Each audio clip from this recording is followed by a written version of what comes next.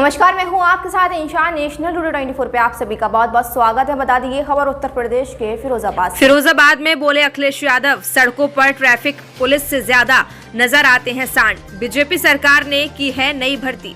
रविवार को फिरोजाबाद के टूडला एटा रोड पर पहुंचे सपा प्रमुख अखिलेश यादव ने बीजेपी सरकार पर जमकर निशाना साधा। दोपहर करीब 1 बजे पाल भगेल धनगर महापंचायत में पहुंचे अखिलेश यादव ने कहा कि हम आपको भरोसा दिलाते हैं, राजनीतिक सम्मान दिलाने का काम करेंगे। सामाजिक सम्मान देने के लिए कोई भी फैसला लेना पड़े, समाजवादी लोग आपके साथ खड़े दिखाई देंगे। आपके इस कार्यक्रम से विरोधी लोगों की भी नींद आपने उड़ा दी है। विरोधी लोग जो कहते हैं सबका साथ, सबका विकास और सबका विश्वास, आज के बाद उन्हें अब रात को नींद आने वाली नहीं है।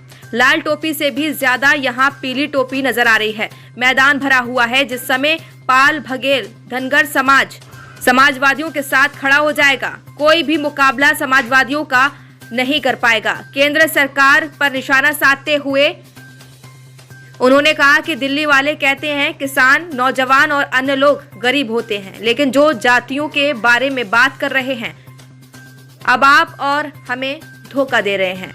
बाबा साहब डॉक्टर भीमराव अंबेडकर ने आरक्षण देकर सम्मान देने का काम किया है।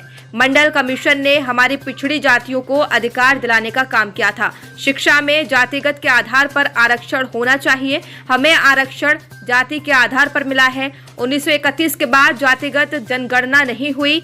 हम जातिगत जनगणना की मांग करते हैं। पूरे देश में जातिगत जनगणना के पक्ष में लोग आ रहे हैं। पाल बघेल धनगर समाज भी जाति के आधार पर जनगणना में अपना सहयोग दे। प्रदेश के मुख्यमंत्री कहते थे कि पहले यादव जाति के लोगों को नौकरी मिलती थी। जातिगत जनगणना के लिए हमें लड़ना पड़ेगा। सड़कों पर ट्रैफिक पुलिस से ज्यादा सांड नजर आते हैं। ये सरकार की नई भर्ती है।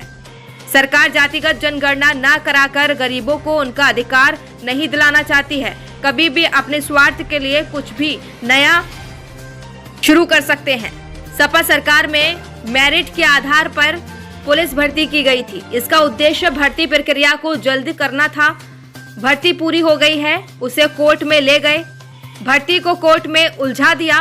1700 नौजवानों की नौकरी चली गई। बीजेपी के लोग प्राइवेट हाथों में सरकारी विभागों को देते जा रहे हैं। सरकारी संस्थाएं खत्म कर दी। सरकारी संस्थाएं बिक जाएंगी तो सरकारी नौकरी कहां से आ पाएंगी।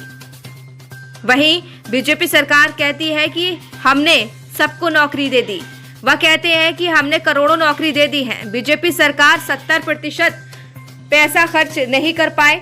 सड़कों में गड्ढे हो रहे हैं और गड्ढे भरने के नाम पर प्रदेश सरकार 40,000 करोड़ रुपए खर्च कर चुकी है।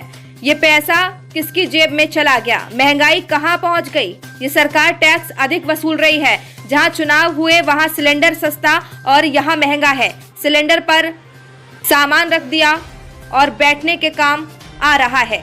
बिजली महंगी हो गई। बीजेपी वालों ने बिजली नहीं बनाई। बिजली बनाई होती तो कभी कारखाने का काम लिया होता। उत्तर प्रदेश में बिजली सपा सरकार की देन है।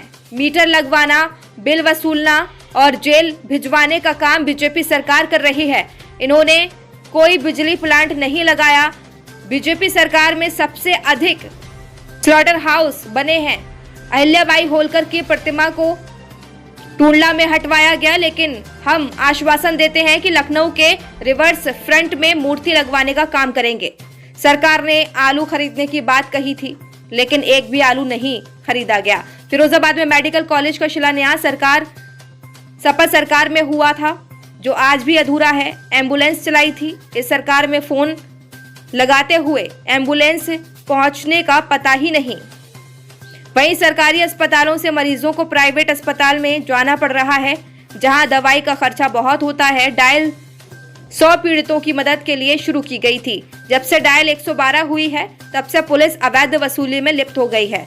बुंदेलखंड में मिसाइल, टैंक, हवाई जहाज और बम बनाने का आश्वासन दिया था। उन्होंने आज तक सुतली बम बनाने का भी काम नहीं किया। 2000 के नोट में चिप लगाने की बात कही थी। हम शादियों में उड़ने वाले ड्रोन को देखकर समझते थे कि कहीं 2000 का नोट तो नहीं खोज रहा है। बीजेपी सरकार में महंगाई की गारंटी है। और क्या बोले, खास रिपोर्ट नेशनल टुडे 24 पर। नौजवान, व्यापारी, और महंगाई, बेरोजगारी और जिस तरीके से अन्याय हो रहा है, ये बड़े सवाल है। और मुझे खुशी है कि पाल धनगर समाज, बघेल समाज आज बीजेपी के साथ खड़ा दिखाई दे रहा है। उनको कोई सबका साथ सबका विकास, सबका विकास नारा तो था, लेकिन उनमें सबका साथ नहीं आया, सबका विकास नहीं हुआ।